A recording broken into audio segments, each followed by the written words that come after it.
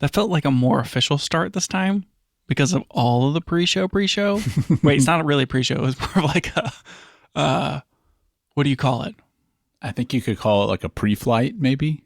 Pre-flight before the pre-show.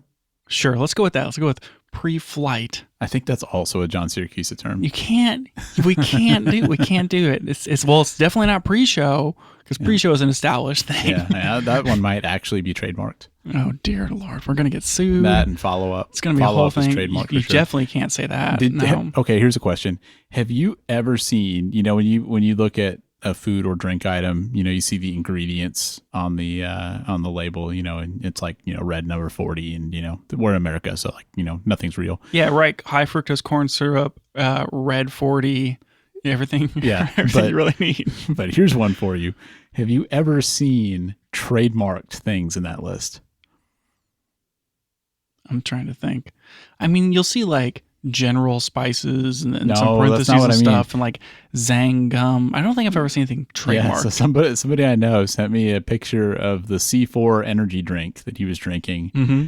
And in the ingredient list on it, there are things with like registered trademarks in that ingredient list. And it's like, water, red number 40, whatever. And then it was like beta power with like the little R with the, the little circled R, registered trademark, like beta power, beta max or something like that.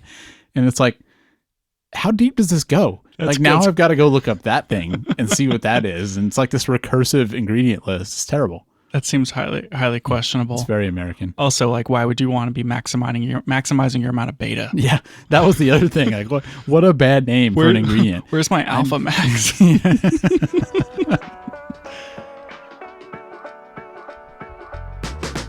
Welcome back to the Camera Gear Podcast. I'm Daniel. And I'm Lucas. And we're here today to talk about the gear, software, and techniques we use to shoot photos and video. You're lucky you had some sort of warm-up topic before, because we were going to talk about F1, and you were going to be like, Lucas, I just really don't care how much you're sad that by the time people are listening to this, we will be past 2024 F1, and it's going to be like 3 months until F1 2025, and then because of the timing of Ramadan, they're going to push it back another like 4 weeks, so I have to wait until March for the first race. Well, I can see how that is a problem for you because you've kind of made F1 like your personality at this point. So it's like you basically have to hibernate now, like a bear. It's not like my whole personality, but I mean, I don't know what I'm going to do. I mean, it's like no races to watch. So do they do a like fall and spring type setup, or is it all year round except for the next 3 months? No, it's just the season is like the end of February to the beginning of December. Okay. And it's 24 races right now. It's been as low as like less than 24. And now it's low as less than 24. And now it's exactly 24. And maybe someday it might even be more than 24. But that day is not today. All accurate. Maybe it's 26. No, it's 24. Yeah. If you were a true fan, you would confidently know that answer. Whatever. The only solace I have for the next few months is just driver drama, and I get to like daily read all the news about all the drama about who's going to be racing for who next year. Is that a thing in F1 too? Mm-hmm. When does that get decided? I mean, we're just waiting. Some things have been decided already. People have contracts, that sort of stuff. But some people, Checo, have contracts where they're not good enough for their contract, and so they may or may not be let go, and that may or may not determine the number of seats for another number of other teams. Yeah, is it so? Like, I mean, with things like football, basketball, there's a draft, and there's clearly like a progression from, like, let's say like college to professional, and that's like the source of new talent. Is it the same with F1? Like from the lower tiers of races, is that where most of the drivers come from, or do they? In order to compete in F1, you have to have a certain number of points towards your super license. And yes, just go ahead, get it out. Yep. Who named that? Okay. It's pretty super. And you can get points by competing in certain things like F2, F3, IndyCar, F1 Academy. And once people have a certain number of points, then it's just a matter of whether or not they can attract an F1 team to contract them as a driver. Sure. Which Makes comes sense. down to politics, performance, money, blah, blah, blah, blah, blah. Yeah. Yeah. Mhm. Reasonable. There's been a lot of new drivers that have been scooped up from F2 this year. Well, that's kind of fun, probably. Like, see new talent, get new people in there. Like, I think it's a good thing. Yep. So, I mean, I was thinking that maybe next year we should start an F1 podcast. You might be on your own on that one. And then we could talk about each race, and we could do 24 episodes for the year. There you go. And that way it's not a weekly thing. I'm sure you could find someone to do that show with you. You don't. You don't want to do another podcast, Daniel? What if I edited this one? Might be worth seeing that. Just to We see could that tack do it on to the end of this podcast and just like go 20 bonus minutes content? longer. Is that that's the opposite of what ATP did, where we start with our main thing and then we end up devolving into a car show? Yeah, let's do that. It could be well, I mean, there's like 52 weeks in a year. I mean, it's less than 50%. We could just be half camera gear, half F1. I don't think that's going to happen. No? No. Okay, fine. Let's talk about cameras then, whatever. Okay. I was watching somebody take pictures at church the other day, and they were touching the back of the screen to focus and then taking the picture. Huh. And I was like, am I old? Now, here's a question. Are you sure that that's how they were focusing, or is that how they were picking the focus point? Yeah, that's what I mean. Like, that's kind of are two different things. Well, I mean, sure, like you can always have back button autofocus, or you can half press the shutter to focus. Well, either way, like you have to set the focus point and then you have to take the picture. Yeah. And if you're on a modern mirrorless camera and you touch the back of the screen, generally that means it's going to focus on the point that you touched. Yeah. So I guess I can't really separate the two. Mm-hmm. Okay. Well, and this person, I watched them. They go and they frame their shot, and then they take their left hand, tap the back of the screen, and shoot the picture. Interesting. You know, the Fuji has a function where you can make it take a picture when you do that. The Fuji's not the only camera that does that. I hate that setting, and it sometimes gets turned on by accident, and then I'm taking pictures constantly if I touch the screen. Terrible. Well, maybe not. Maybe we just need to take a step back here, Daniel. You think we're doing it wrong? Think about it. Like, you get the camera, and you're like, oh my gosh, I really want to focus on that thing right there. Mm-hmm. And so now I'm like either hoping that it autofocuses on it using Sony Magic, or I'm going to do like single point and then like focus and reframe. Yeah. Or maybe I'm going to hope that the continuous like detection thing works and I can kind of like whatever, or maybe I'll like back button autofocus and then adjust it with the manual focus. I don't know. Yeah. There's all kinds of things that could happen. What if instead you just went, you cut out the entire middleman and you pointed the camera what you wanted to take a picture of. You touched what you wanted to take a picture of. It focused and took the picture. I mean, all in one go. Like you just cut everything out. It does seem kind of efficient. Maybe I'm doing it wrong. I'm just saying. I've been ignoring that as an option my entire life. Yeah. I'm like, I'm not. What am I? 12? What, I don't know how to use buttons? What, I'm going to use a touch screen on this interchangeable mirrorless camera? I just think, like, I saw that happen and I said, it's interesting. Maybe I'm wrong. I feel like usually I do the like I have the focus point set on the center and I'll focus and reframe. That's typically my move. I mean, most cameras, it's a good move. You can use the joystick to move it too, but that can be kind of slow. Like the joystick on some cameras is pretty small.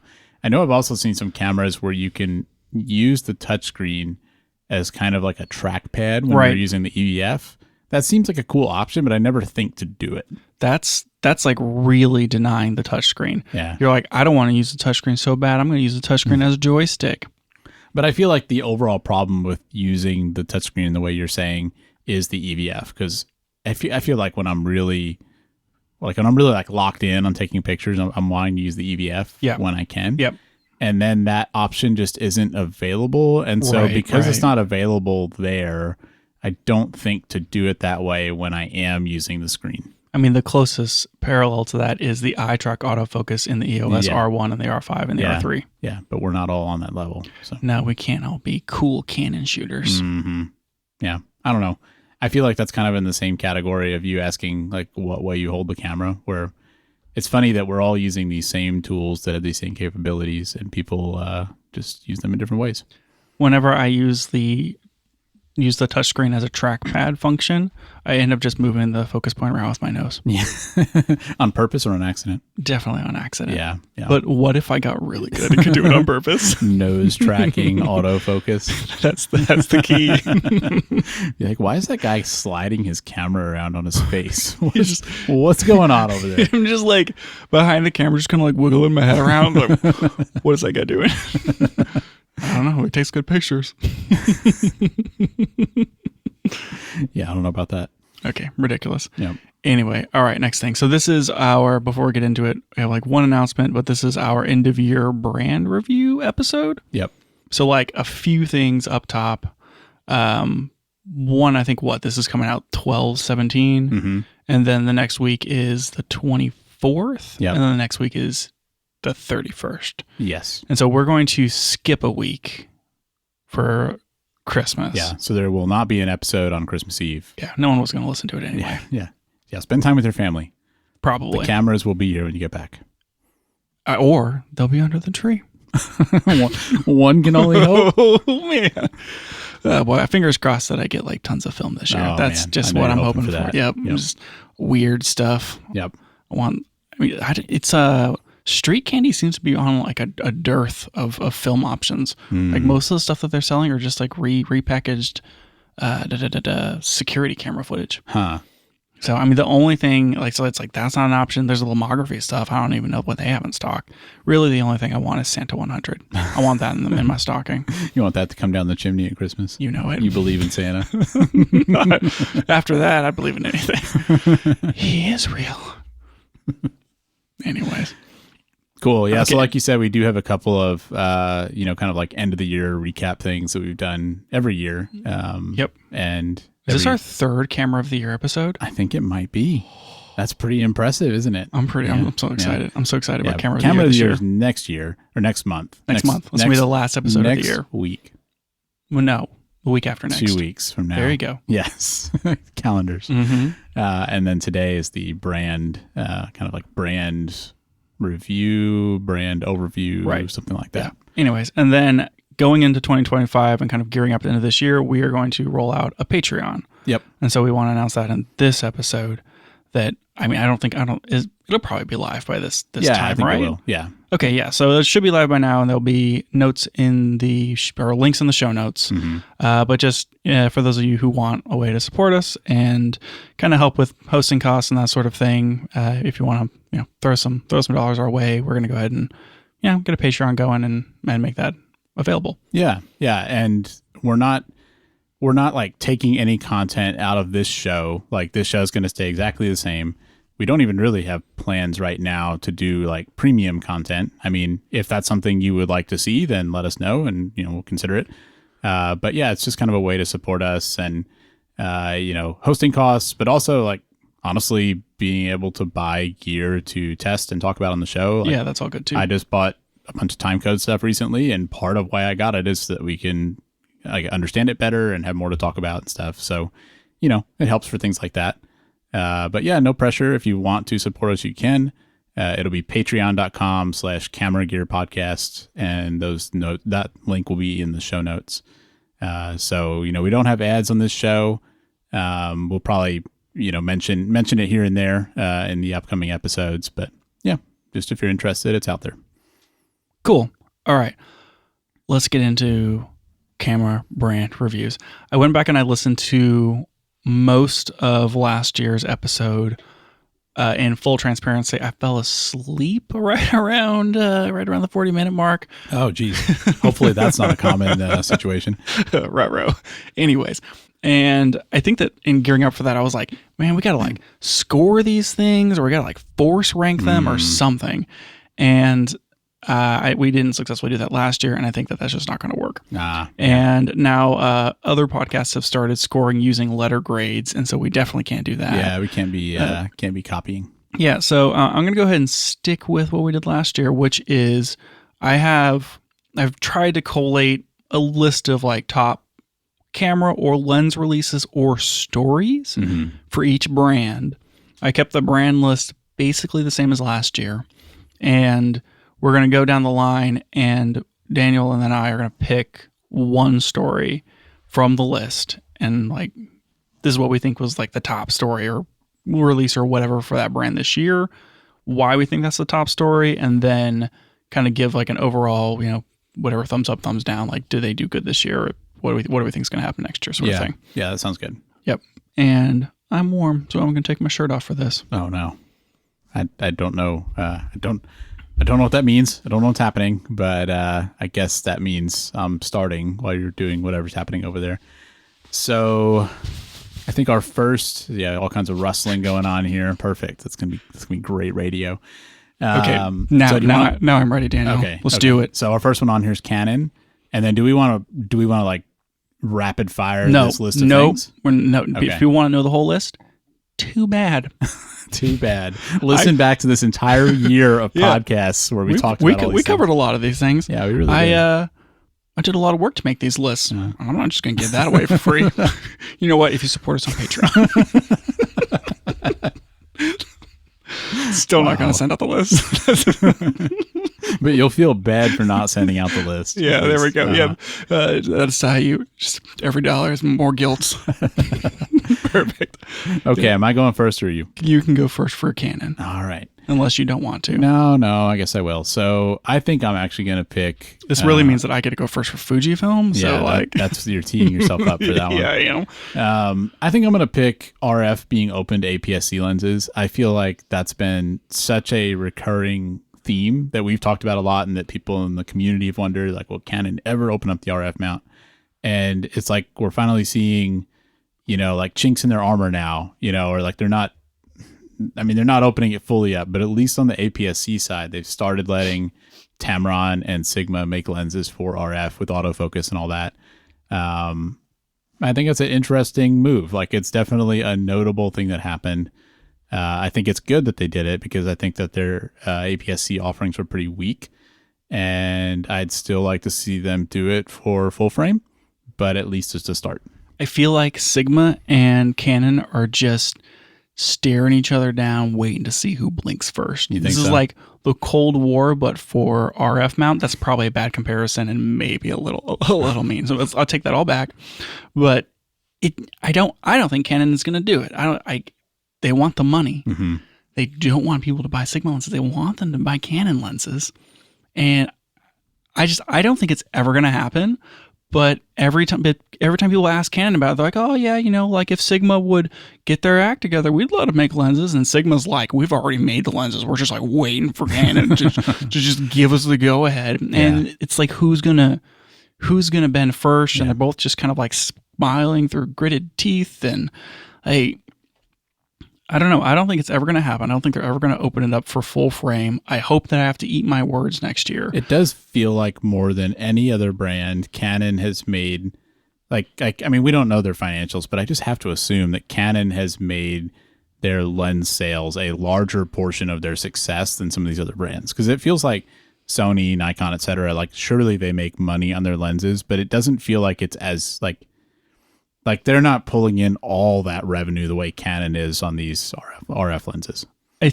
To me, it's frustrating that it's not like they have to make people buy Canon lenses. The Canon L series glass is really, really good. Yeah, it's so good. I feel like they should be able to compete on their own merit. Mm-hmm. And they're having to compete with Sigma, who also makes like super good lenses. But if you look at Sony, like Sony makes their G Masters, and people will buy the G Master over the Art series lenses. Especially, I feel like at the pro level, like people that are really dropping a lot of money on gear, you almost always see them using first party lenses, and I have to imagine it'd be the same for Canon. So I don't know if that's their reasoning. It seems like it must be that they want to make the money, but I don't think they would lose out on that much, really. Yeah, it's kind of the kind of thing where you basically can't take it back. And yeah, that's true. Mm-hmm. It's probably a really hard decision. Maybe they want to get to a point where they have all of those lenses filled out before they open it up to Sigma. Sure. And like we've talked about how Canon just is missing the mid-range all year, and that like there isn't that. You go from $500 to $3,000, and like where's the mid-range? Yeah. And if they open up to Sigma, people are just going to go buy those Sigma lenses. And I feel like once someone has like a really good, like what is it, 85 1.4 or something, they're going to be looking for another one unless there's things that lens isn't doing. Yeah. And like maybe Canon doesn't want the pressure to have to beat Sigma at that price point. Sure. That could be. I don't know. It's kind of frustrating though. Okay. Janet, we can't go this long on every single one. Yeah, yeah. What do you have for Canon? I'm gonna pick the R5 Mark II.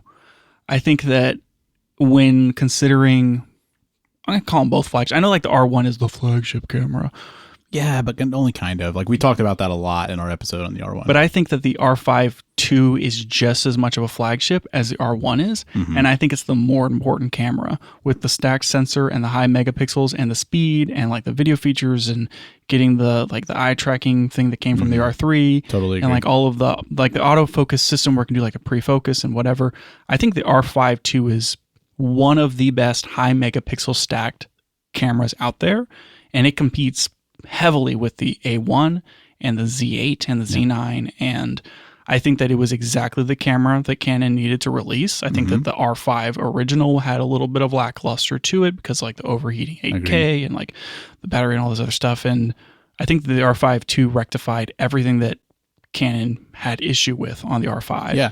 And it's like this is the flagship that we expect out of Canon. I mean, yeah, that camera and the C80 both like tempted me toward Canon in the sense of like I could see myself using that camera and enjoying it. So I agree. Yeah, I think it was incredible. I should have picked that. I should have picked the man. I almost picked the C400 or the C80 with specifically the triple base ISO sensor, but I think the R5 II is more notable for sure. So that's my pick. Overall, what do you think about Canon this year? I think Canon is like they're getting it figured out. I think that we go back 2 years. A lot of our complaint about Canon was like, what are you guys doing with RF? When are you going to release more cameras? Why are the lenses? Like, where are the cheap lenses? Where is your 24 to 105 f4? Blah, blah, blah. And it's like over the last 2 years, they have done a really good job, in my opinion, filling out that line, except for the mid-range. Mm-hmm. And also filling out the camera. So like last year for 2023, it was all the bottom end. Yeah. They released the R50, the R10, the R7, the R8, the R6, which were solid releases, but if you're a professional, they're not what you were looking for. Yeah. They're all really good releases, and we're like, but where's the R1? Where's the R1 Canon? Canon, where's the R1? They still haven't figured out the R1, but they released it because they could not release it. Yep. They should have just called the R3 the R1, this the R1 Mark II, whatever. They did it. Here's their top end, and like those are the big releases for them this year. I think that they succeeded in. So like last year we were talking about the C700 and the C500 Mark II potentially coming this year. Mm-hmm. That didn't happen. They released the C400 instead, and I think that was an incredible release. Yeah. And so I don't know. I would give Canon high marks. I think they did good this year, and I'm excited to see what they do next year. And I hope it's more of those hybrid type lenses, and I hope that they fill out some of the mid-range. Yep. I still feel like there's a small part of me that could end up with a C80. I mean, that would be really cool. Yeah. I hope that they release a full-frame action boy. Like, let's bring that back. I don't know if I'm going to be putting money on that one happening, but and if they brought the name back and everything. Oh boy! All right, let's move on. I wonder if I got that name right. Yeah, whatever, doesn't matter. Okay, Fujifilm. This one's really hard. Is this one going to be the rest of the show? How much time do we got? This one's really tough for me, Daniel. It's like super, super tough. It really is. I mean, this was a big year for Fuji. It was a huge year for Fuji, and I'm like, Daniel, I have to cede my time. I can't even pick. I can't even do it. Well, I'm sitting here too, and I'm thinking, what do I choose? There's honestly, there's a lot of stuff. There's one clear top story that's obvious, but all the other ones are still pretty good. Yeah, I mean, I don't know if I think we have probably the same obvious one. I feel like the X100VI, yeah, right? just take it off the table, Daniel. Yeah. So I mean, X100VI was long awaited, came out early this year. And I mean, overall, I think that still filling pre-orders. Yeah, I think they are. You can't buy one, right? You can pre-order one. You can pre-order one, but you can't. You'll get it. You'll get it later. Yeah, someday maybe. They're still like they're getting there on the production. They're slowly figuring out. That camera was everything it had to be. It's incredible. and everyone wants it. And it's awesome. Yep. They just hit it out of the park. Yeah, right? they added that 40 megapixel sensor, pretty big deal. It's like between Instax and the X100 VI, like what. That's all the Fuji has to make. That's like 80% of the money that they make. It's true. I mean, for us, we were glad they were making other things too. But I mean, yeah, it was a solid release.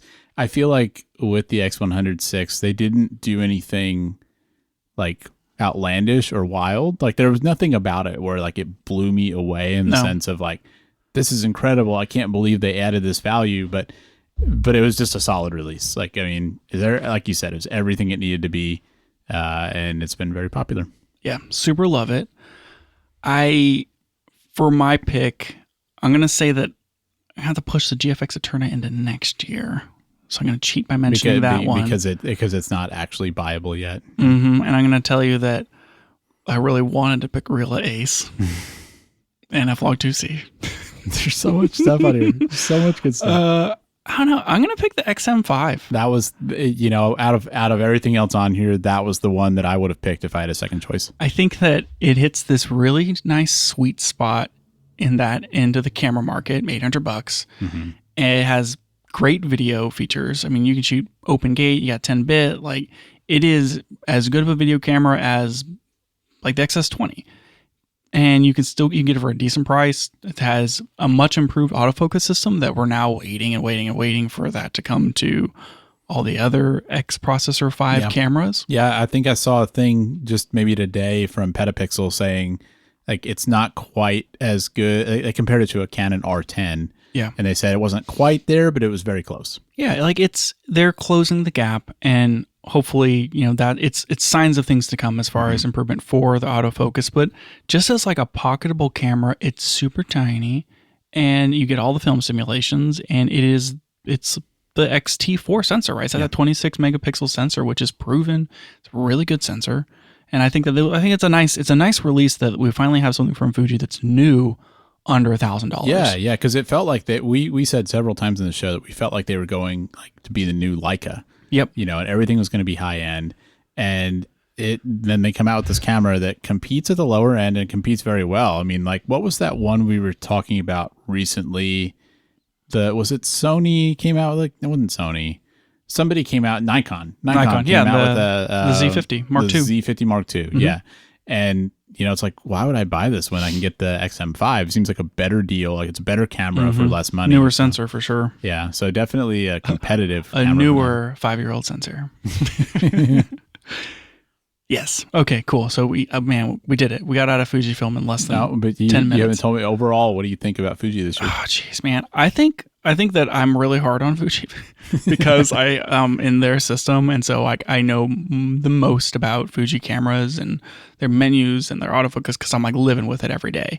And like, I don't know. Anyways, I'm a little harder on Fuji because like the things that I want to see from them, I really want to see from them. But I think that they are pushing in the right direction. I think we had a lot of concerns, or at least I did early in the year, that they were losing sight on kind of what made Fuji, and that it felt like the way that they were handling their supply chain was like, we don't care that people can't buy our stuff because it makes it more valuable, and like the used market got really tight. And it seems like that's loosening up a little bit. Yeah. And it feels like they're starting to maybe catch up on some of the supply constraints. And then they made some really good releases. Like they finally refreshed the standard zoom. The release of the XM5 was good. Like they're working on more film simulations. And like the release of the announcement of the GFX Eterna, it's like, okay, they're recognizing that people really want to use their stuff for video. Yeah. And maybe they're going to make some more dedicated video cameras. So it feels like they haven't necessarily lost the thread. I am curious to see where they go long term as far as leadership, and whether they push more into the top end or they stay in that kind of sweet spot where they're like the affordable APS-C and the incredible high-end medium format. Yeah. I felt like firmware-wise, we didn't really talk about, but there were kind of some wins and losses there. Like on the XH2S that we're maybe most familiar with, we got timecode support, which is something we didn't have before, and that's really exciting. But I was disappointed that we didn't get any of the video features from the GFX 100 II. So like I was really hoping we'd get, waveform, vector scope, that sort of thing. Didn't happen this year. But it's been like a year. Yeah. Mm-hmm. But I mean, every altogether, I do feel like it was a good year for them. They updated some key cameras and lenses, and I think the XM5 was a good sign that they're not only focused on the high end. So overall, I think it, like you said, I think we have a high standard for Fuji because we use them, but I'd like to see more from them. But I think it was a good year for them. I like a lot of what the what the X series team does, but I think I like more of what the GFX team does, as far as like whenever they came out with the GFX 100 Mark II, the arrangement of the buttons for like your index finger is horizontal, not like on XH2S, where you're holding the camera and the custom buttons are in a row front to back instead of left to right. Yeah, it's like no one's hand can do that.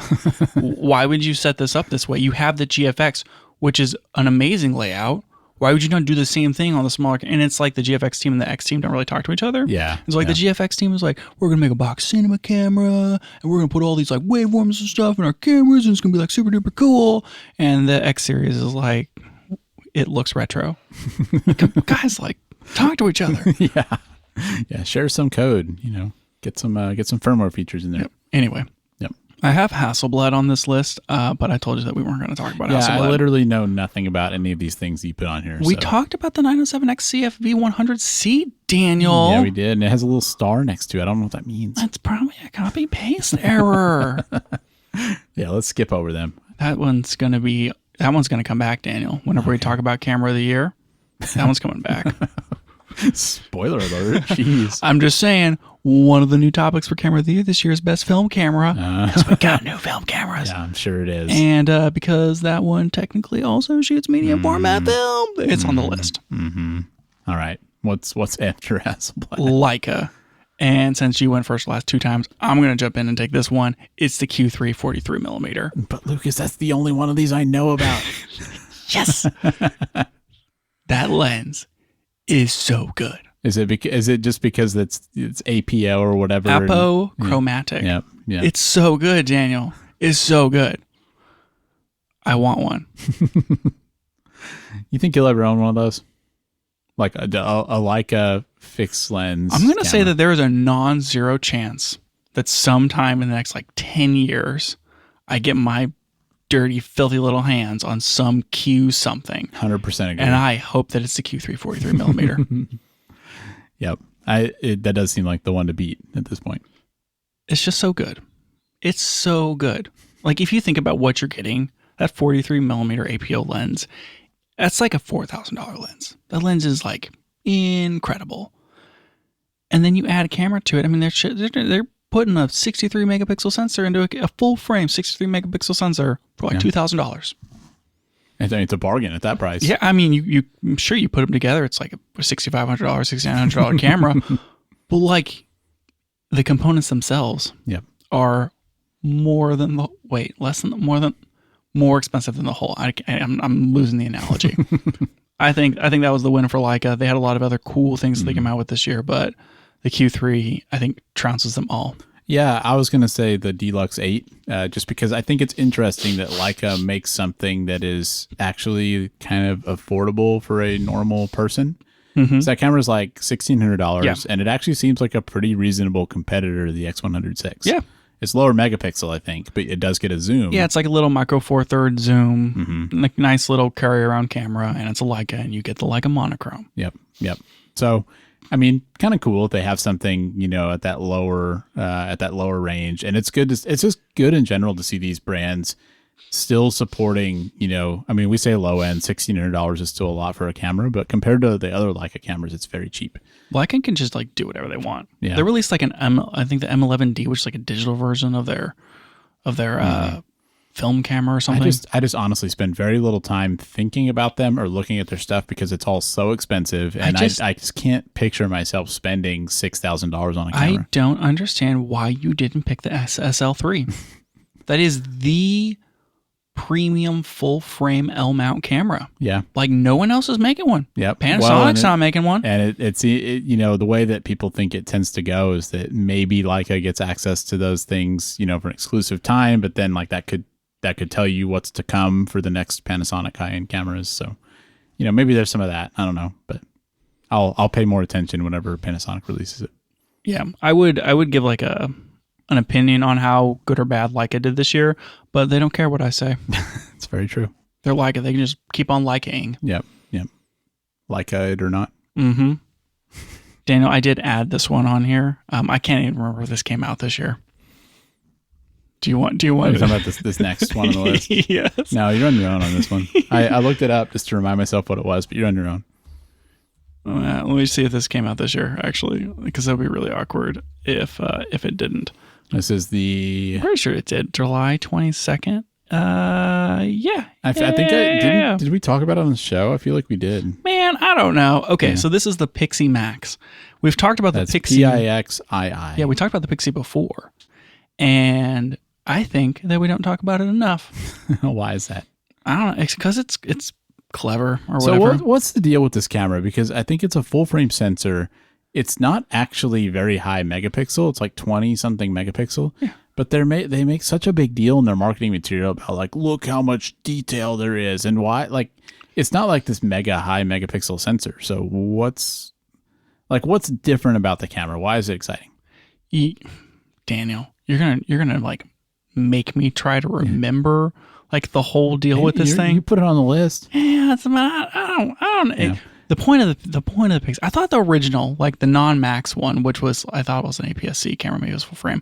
I thought the deal with that was that the way that they did the not the anti-aliasing filter, but like the demosaicing in the camera, they were like, you get true black and white monochrome out of this thing, even though we have the color filter array. It's like we're doing something special with it. They're doing something similar with this camera because they talk a lot about low noise floor and the dynamic range and all that. So it seems like they've got some kind of weird deal going on with the sensor and the image processing pipeline that should make it like, but I don't know if you can say higher quality, like just different than other cameras.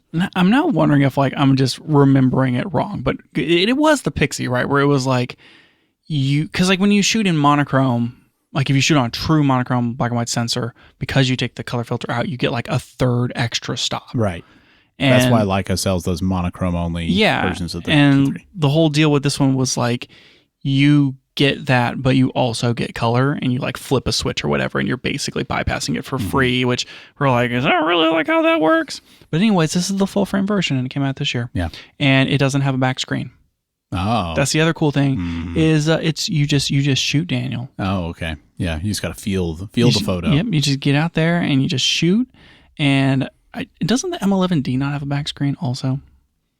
This is the problem, Daniel. Yeah. You're not an expert on Leica, and you're not an expert on Pixies. That's my problem.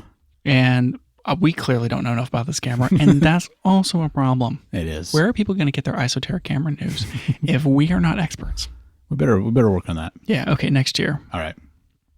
New Year's resolution: learn more about Pixii. Sure. Why not? Seems good to me. Let's talk about something we know a little bit more about. Okay.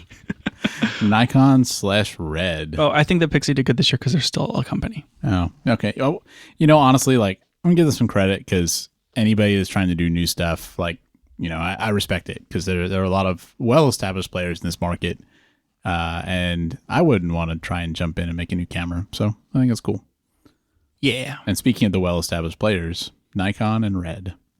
Nikon/Red. This thing is 4,000 euros. Did I mention that? Also, it has internal storage.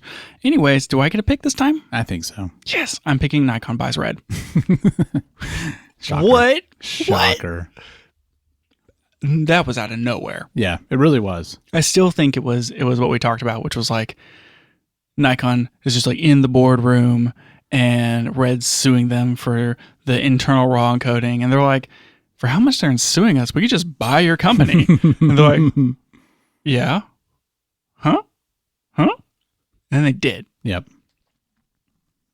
It's ridiculous, Daniel. I don't like it when companies that are more than one company become one company. I don't like the consolidation. I think competition's better. But I also think that the Nikon money funneling into Red is a good thing. And I think that the Red innovation and sensor design and raw video and cinema chops are good for Nikon.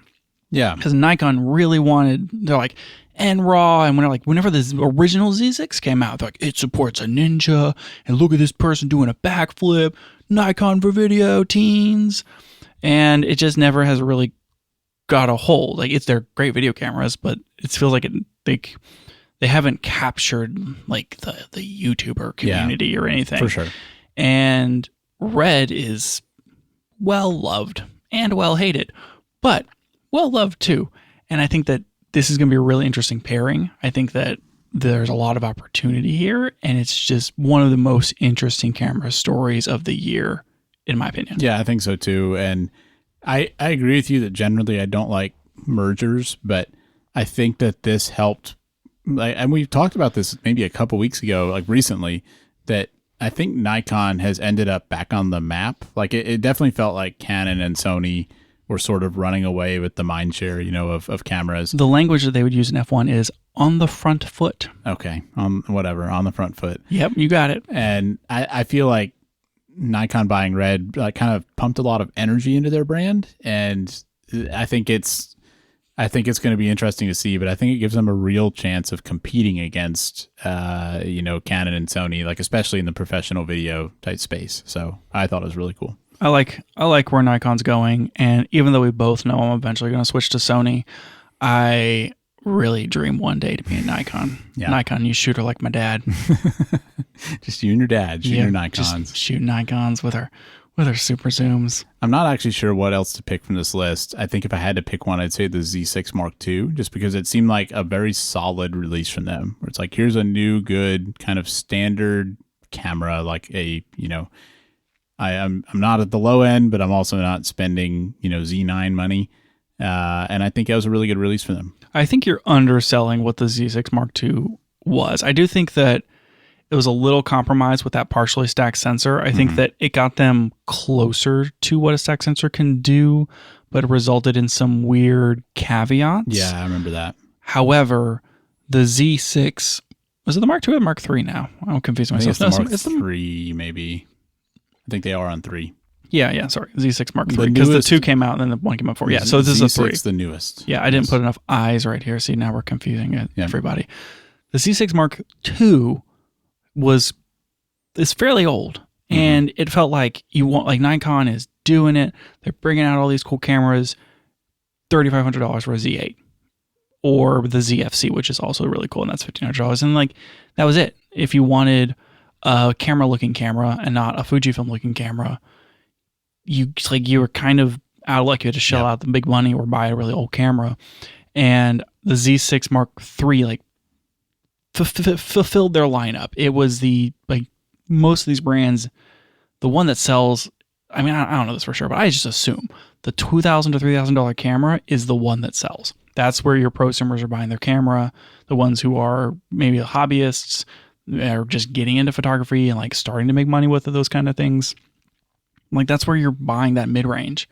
And Nikon not having a new modern version was kind of a problem. Yeah, I agree. And I think that the Z6 III was a great release, barring the few issues and caveats. I think it's a really good camera. Yeah. And my dad still won't let me touch it. I forgot he had one. Come on, man, just let me shoot it one time. Not even once. Nope. Overall, definitely a good year for Nikon. Yeah, I like where Nikon's going. I'm curious to see what comes of that Red thing. It seems like we still haven't really, I'm sure they're still merging or whatever, and there hasn't been much fruit from that yet, but I think there will be. Yeah, I'm real bullish on Nikon. Yeah, cool. OM systems. Is there really anything to talk about with them? I think that they released the OM1 Mark II again. They're just totally off my radar. I don't think about them as a company. They're not doing anything that excites me. I don't know. Did the Tough camera come out last year, or did it come out this year? Not sure. Irregardlessly.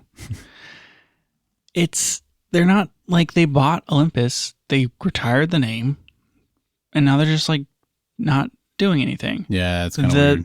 If you're looking for a small, rugged camera system, which that's their niche, you can take this one out into a blizzard and it still shoots. Mm-hmm. And by the way, it's micro four thirds, and so it's super small and super light, and you can pack 3 lenses and a camera into like a medium camera cube. Yeah. Which, by the way, I ordered an extra small camera cube, and when I opened it up yesterday in the mail, it was a tech pouch. That's not right. Nope, I was really sad. I was like, dear support, boo. You're like, it's not Halloween. Get it right, kid.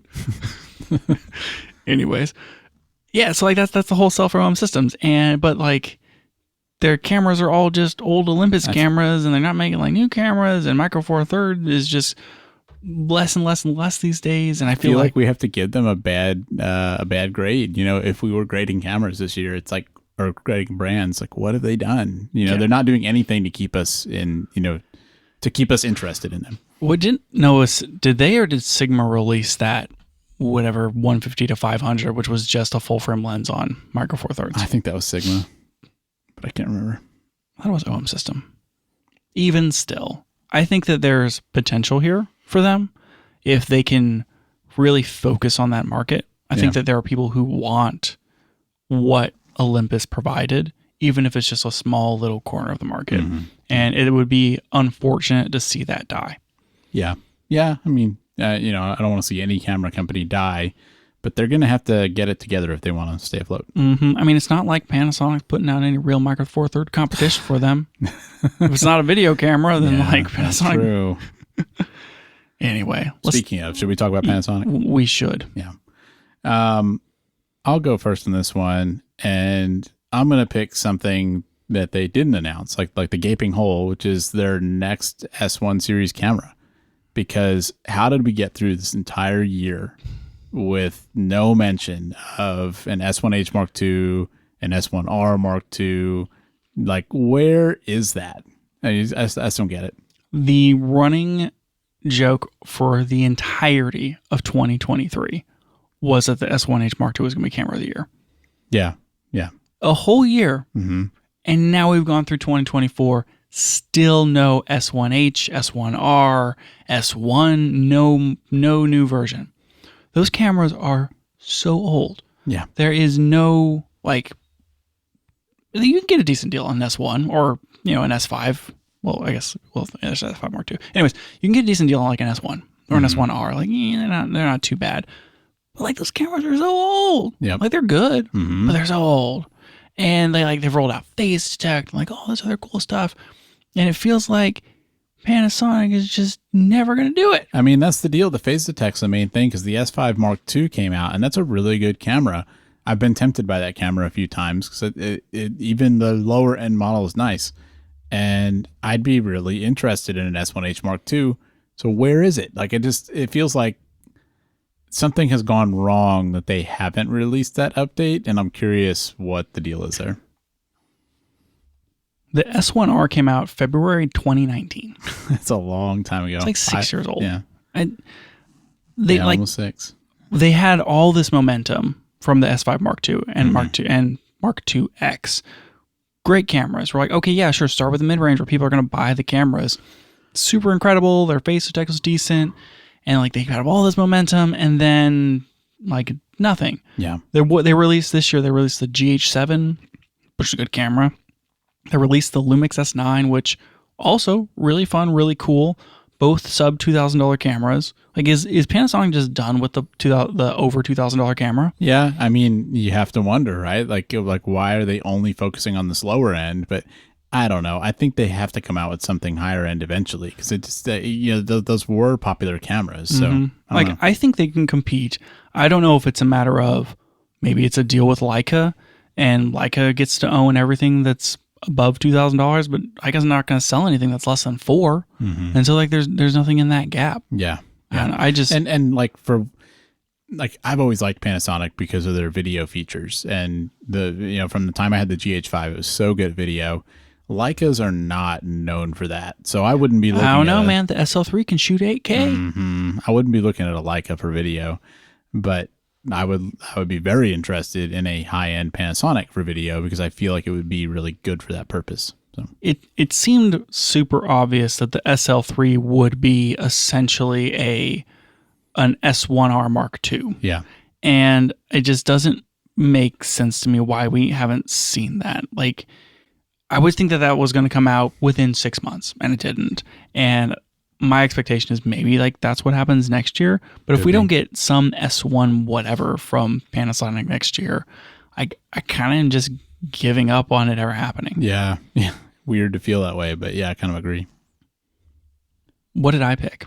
Did I pick anything? I don't think you did. I'm picking the S9. Yeah. I think the S9 That's a notable release for sure. Came in a lot of amazing colors. It was the first camera with the LUT Lab thing, which is like, it was the first camera company we saw take shots at Fuji for the film simulation thing this year, because Nikon did the same thing. And I think it's a good step. I think that they made a nice custom version with like their LUT Lab app, and they got the button on it. I think that the S9 is a cool little tiny small full frame option, and I super want one, and I'm never going to buy one, but I liked it. I like what they're doing. I like that it has decent video specs. I like that they saw all the things that people complained about with it, like the recording limits and blah, blah, blah. And then they released a firmware update halfway through the year to address the issues that people had. Yeah, the firmware update was really good. Yeah, and they released a new camera lens that was small, little zoom to go with it. And it's like they were thinking about what their customers want, but then they're just not making those S1H Mark IIs. Yeah. Yeah, I agree with all that. Ups and downs for Panasonic, I'd say. Yeah, I think that this is 2025 is the year where Panasonic's got to figure it out. Yeah. Like they need to, in my opinion, address their high-end market. Yeah. It's like either address it or tell us that you're not going to address it. You know, if the direction is that they're not going to support high-end, that's fine. But like, let people know so they can look at other options. Because I bet there are a lot of people out there like me that are kind of just waiting to see what's going to happen and interested in buying one of those cameras. And I'd like to know if I should just not be thinking about that. Or just release something that can shoot uncropped 4K 60. Yeah, that too. Okay, Daniel. This is probably the biggest turnaround company for me this year, and that's Pentax / Ricoh. Yes. I figured you would want to talk about them. Totally off my radar until this year, and now I am the biggest Pentax fan. And why is that? Because of the Q3 III. No, that's not why. They came out with a new film camera, Daniel. Yeah, they did. I'm going first. I'm picking the Pentax 17, and I want more film cameras in the world, and Pentax is doing it, and they just need to keep on. Yep. Great. I like 10 out of 10. I like what they did with the Pentax 17. I think that's the right way to approach making a new film camera. Yep. Great. I think it would be cool to see them like going into next year, like stay on top of this. Like we make things that other people aren't making, like DSLRs. Yeah. Like, yeah, they came out with the K3 III last year, but that was just like a repackaging. They haven't released any sort of new DSLR style camera in quite a while. I like either one. Give me a DSLR. I'm not going to buy it. Give me a DSLR or give me a new film camera. I am going to buy the film camera. I would talk about the other things on this list, but Daniel, you have to pick one. I don't. Or I can keep talking about the Pentax 17 that I still haven't bought, but I'm going to get one. I don't think I'm going to pick anything from this list because they're just not. They're not doing things that are up my alley, but I know they're very much up your alley. Okay, fine. I'm picking another one, and that is the GR3 HDF. I think the high whatever definition filter thing that makes things blurry. You're into that idea? No, I think it's dumb. I think that I would pick the ND version instead of the built-in like softening filter version. Yep. But I like that they keep doing it, and people are buying the GR3s mostly because of the Fujifilm effect.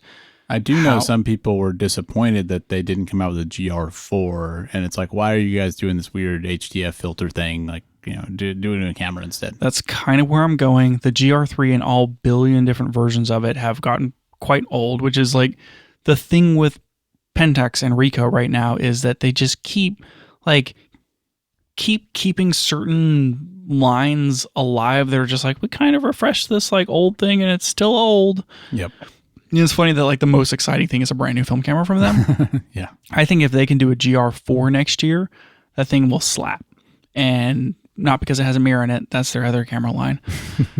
I think it would be really good. And I think it would be as popular potentially as an X100 I think it could. I mean, the X100 series kind of broke open that market that had maybe kind of cooled for a while, and maybe that opens the door for brands like Ricoh to compete there again. Yeah, if they can get ahead of Fuji not being able to manufacture cameras, like I get that maybe you don't want to release your point and shoot at the same time Fuji releases their point and shoot, but also if you can manufacture them faster or sooner than Fuji can, you may be able to take market away. Yeah, I agree. I think that it's getting later and later in the day for them for a GR4. I think the GR3 is pretty cool. It's something that I would consider for myself because I love the X106, but the GR3 is very small. And like if you're looking for a carry around all the time camera, it could be pretty good. APS-C, fast lens. Let's see a GR4. Yeah. I think that's what they need to do in 2025. So, anyways, for me, I'm also bullish on Pentax / Ricoh. I don't know if they're going to go anywhere. It feels like that's the most dying camera brand. But the fact that they came out with OM systems. You're right. Second to OM systems. I think there's a spark of life there, and I hope that they keep doing cool stuff. Yeah, I hope so too. Keep film alive. Come on, Pentax. Keep film alive. Okay, I'll let you go for this one. Yeah. Speaking of dying companies, so Sony, if you've heard of them, they make cameras, and so they're on this list. We have a lot of possibilities for Sony, including the Burano, which I think we talked about last year, but I guess hadn't released. Yeah, it was announced in September. It hadn't actually come out, and so I took it off of Camera of the Year options. It is now shipped, and so I have brought it back as kind of makes sense to talk about here. A 2024 camera. So, but instead, I'm going to pick the A9 Mark III, which I think was also a 2023 camera. They released it in the new year, but didn't come out until March. But I mean, that was a very notable release for them. I'm sure we talked about it on last year's brand episode because it's like that's classic Sony of here's crazy new technology that they're the first ones to push to the market, like in that form factor, in that price, etc., with that global sensor. And it's just kind of like, I think that's Sony at their best of like, here's technology that we're pushing forward. Eventually it's probably going to come to other brands, but we're the first and we're Sony, and here's this cool camera that you can't get anywhere else. Yeah. And I think that's cool. I would argue that the A9 III, just like you said, is Sony at its best. And I would be so bold to say that the A1 Mark II is Sony at its worst. I was going to say potentially the Burano for that, but I'm curious what you mean by the A1 II. I think that the A1 II is the culmination of everything that Sony's made up to this point. It's like every feature, their best high megapixel sensor, everything that's good about Sony, the best body design that they have, the best autofocus, all the features that you could ever want in any Sony camera have been summed up into this incredible, maybe overpriced A1 Mark II. Mm-hmm. It is, barring the A9 III for the things that it does better, the A1 II is the best Sony camera you can buy, and it's arguably one of the best cameras you can buy, arguably because the R5 Mark II exists, and the Z8 exists. But anyway, I think it's an incredible camera, but I think it's the worst for Sony just in that this is the best it's ever going to be. They're going to release a bunch of new features next year that the A1 Mark II is never going to get. Yep. And it's just going to be up there in the range, expensive, as like, look at what we can do, but I don't know. It's just everyone was so nonplussed about it. And I kind of landed in the same boat of like, I was ready to get excited because Sony does things like the A9 III, where they're like, look at this global full frame sensor and like, amazing, amazing, amazing. And then the A1 II comes out and it's like, there is nothing new here. Yeah. And everyone's like, why isn't there anything new? Sony's like supposed to be pushing the boundaries. Mm-hmm. And that's the thing is like Sony will they'll build on what they've done before, but whenever they like just sum it up and stop building, it's like, what a bummer. Yeah. I kind of agree. I do want to say that that's like maybe a compliment to Sony that I think that they're at their worst at the A1 II, and that's still like the best of the best of the best. So yeah, and it's definitely overpriced too. I mean, it's just that wasn't my pick. My pick was a 28. I'm like cheating so bad because I'm picking like three things every time. The 28 to 70 f2. Why is that your pick? Because it's been like 3 years and the E-mount people have not had an f2 standard zoom to compete with the Canon. And now Sony came out and they made it smaller and they made it super good. And it's a G Master and it's really heavy. But even still, I think the 28-70 f2 was a fantastic release for them this year. Yeah. I mean, it takes one more thing away for why you would shoot a Canon instead of a Sony. Right. I think we talked about that exact thing in our recent Sony episode. Yeah. I mean, you're generally surprised at this point if you find a lens you can't get on E-mount, and that felt like one of the few things that was that they were missing. Yep. So that's my pick for Sony. I think Sony's doing good things. I think they released very few cameras this year, which was weird. Yeah, it makes me a little hopeful for next year. Like, I want to see an FX6 Mark II because that could be a pretty good camera. It feels like maybe it's like a TikTok cycle, and this was a talk year where not releasing too many new cameras. Yeah, Sony typically will use a sensor like 2 generations in a row, and usually they're like 3 years or 4 years between cameras. Call it 3, and so it's not unusual to see like, oh, this sensor is now 6 years old or whatever, 7 years old. It's like, yeah, that's just how Sony works. Yeah. Last year they released so many cameras, so it was kind of like weird to be like, oh, they only released 2 this year. So I think that next year we're probably going to see an uptick. I, like you, hope to see more FX cameras next year. Yeah. I want an FX6 and I want to see a new FX3 or an FX30. That would be pretty interesting. Like an FX3 Mark II. Yeah. I think that 12 megapixel sensor in the FX3 and the A7S3 is a great sensor. I think that Canon is like, it's a different class of camera in a way, but their triple base ISO does something that sensor can't. Right. By giving you that mid-range, having to jump from, what is it, like 800 to 12,800 for your base ISOs on the FX3 is troublesome in some cases. It's pretty painful for the range that a lot of people shoot in. Yeah, if you're like, I could see, especially in like a full frame situation, wanting to shoot in that 32 to 6400 range a lot. Yeah. And with that not being like a middle range base ISO, it's like it's missing a trick. So I would love to see Sony figure that out. Yeah. It's like still get people the 12,800 because that makes that camera super incredible.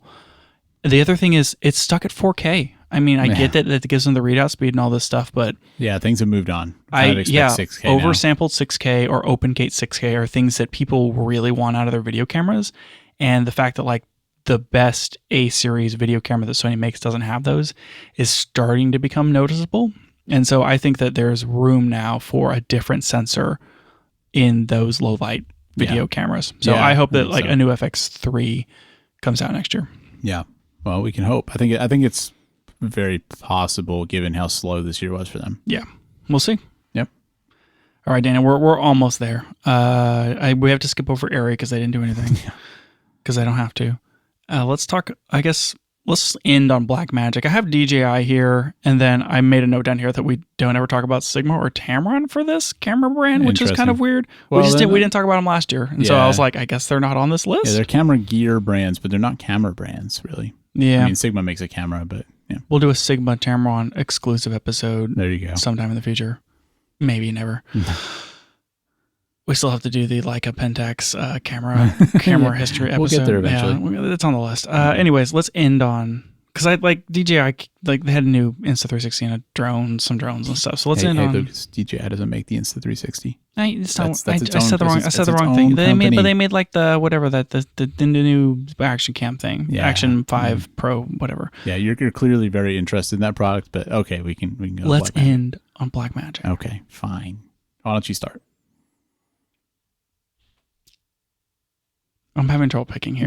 They're all solid. I want to pick the Cinema Camera 12K. Yeah, the Ursa Cinema Camera 12K. That one kind of blew us out of the water with its performance, and I think that what they announced is exactly what they built and brought to market, which is a very, very capable, very reasonably priced, full frame 12K cinema camera that fits perfectly into the Blackmagic workflow, and I think it's a really good release from them. Yeah, and we talked about them pretty recently, and it actually has impressive sensor performance, which was kind of a surprise. And it's kind of rare and kind of nice to see a camera that is exciting when it's announced, and then when it actually gets in people's hands, it lives up to that promise. And it seems like they did that. Yep, that would be the opposite of the Burano. Yeah, that's exactly right. The Burano had all those exciting features, and then everything kind of had caveats. It seems like there's not really anything like that with this camera. Yeah, so that's my pick. Yeah, I think it's a good pick. Between the other options on here, I think I am going to pick the Pixii. I was mad if you didn't. Yeah. So, first affordable box camera from them. And I guess what I liked about it is that I feel like it shows that they do listen to user feedback on stuff like that, because they've had those pocket cinema cameras for so long, which I think are still really cool. But people have always complained about the form factor and like, just give us a box camera. And they came out with that Blackmagic Cinema camera, which was L mount, and that actually may have also been this year. I'm not sure if it was or not. Maybe it was the end of last year. But people were kind of upset, like, why isn't this a box camera? And then they did come out with the box camera, a few months after that. It was like maybe April this year. Yeah. And yeah, I mean, I think that was like, it's just cool to see a company actually taking feedback like that. And yes, we will make this product because it's what people want. And even though that camera has some caveats, like not being able to shoot H.265, I think there are a lot of people getting into making movies, filmmaking type stuff, to where that camera will be a perfect entry point for them that gives them everything they need and doesn't cost too much money. And that's what I like from Blackmagic, is I feel like their stuff is actually a really good value. And I think that it makes this stuff more accessible to people that don't have like Hollywood budgets. Yeah, there's a certain type of maybe higher quality, longer turnaround type project that if we did more of, this would be the kind of thing that I would be very interested in. Mm-hmm. If we were doing more, I would say maybe narrative or things where it's longer form and we need to be able to like have more flexibility with the footage, or this is all like a one shot and like you have to get it and then you're going to need the raws and that sort of stuff. Kind of a more film style workflow. If we were working on a set with other people more, this would be the kind of thing where it's like, man, this is a nice stepping stone into kind of other types of cameras. But I think that the Pixii can probably get you a decent way. And it's interestingly competitive with something like an FX3. Yeah. I mean, maybe not as capable in certain aspects, but it gives you some things that FX3 just doesn't really have, like timecode support and stuff like that. So I think that it's opens the doors for a lot of people who are trying to, make something on a budget where they want a raw workflow and they want a box style cinema camera they can build out and use for their shoot. Yeah, definitely cool. Overall, I feel like this was a really good year for Blackmagic. I mean, we didn't talk about it, but they, released updates for Resolve. They've Resolve 19, and they've had some point releases since then. Yeah, I didn't even list all the ATEM stuff that they did. Yeah, so they're doing stuff on the software side. They're doing stuff with their broadcast gear. They had a couple of really big camera releases. So like it feels like they're really flying right now. Yeah, I think we were pretty on board with Blackmagic last year too, because that was like the 18.5 releases and a lot of stuff like that. And I mean, I listened to one of the interviews that the CEO did, and that guy's just a riot to listen to. Yeah. It's he is. I know it's one of those companies where it's like, I kind of wish I had a reason to get into more like Blackmagic gear or Blackmagic Raw and things like that. And I know it's kind of where I would turn my head if we were doing more like cinema style stuff and less like interview, quick turnaround, like whatever recap videos and things like that. So I like Blackmagic. I like their software and I like the company. Yeah. I mean, I'm curious to see what they do in 2025, because 2024 is a big year for them, but I don't see them slowing down. Like, it seems like they're just gaining momentum. Yeah, for sure. So I thought about trying to make us force rank all these camera brands. That's too hard, man. But that would be way too hard. I do think that like going into next year and kind of looking forward, I think that there's a lot of promise, obviously, for Sony. It seemed like a light Sony year, which makes me suspicious that it's not going to be a light Sony year next year. Yeah. And they've kind of like, they've hit the cap on this generation. Now it's like, let's start rebuilding again. So I'm really excited to see what Sony's going to do. I have no idea what Canon's going to do, because it feels like they finally finished all their R mount stuff. So I think Canon's just going to take 2025 off. It feels like it was a big year for Canon, so it could be quiet in 2025. It was a huge last 2 years. Like the number of cameras and lenses that they released. Like I have no really expectations for Canon next year other than I hope that they fill out more of the RF mount. And kind of like the same deal for Fuji. Like the Eterna is going to be cool, but I don't know. Like, what else are we waiting on for Fujifilm other than some lens refreshes? Everything with their cameras, like the X-T5 and X-H2S, feels like it's going to be at least another full year before there's anything new there. Yeah, they're not done with the X Pro or X Processor 5, X Trans 5 generation. We might get like an X Pro 4 or something, or an X Pro 5 if they call it that. They just released a new X100 this year, so that's probably not going to get updated. Yeah, it's just kind of, I think it's going to be a quiet 2025. So it's like, I think that some are going to be quiet, some are not. I think that I'm probably most excited about what Nikon does, same. what Sony does, and then what Blackmagic is going to do, because Blackmagic keeps surprising us. So those are... The three companies to keep your eye on, I guess. I don't know.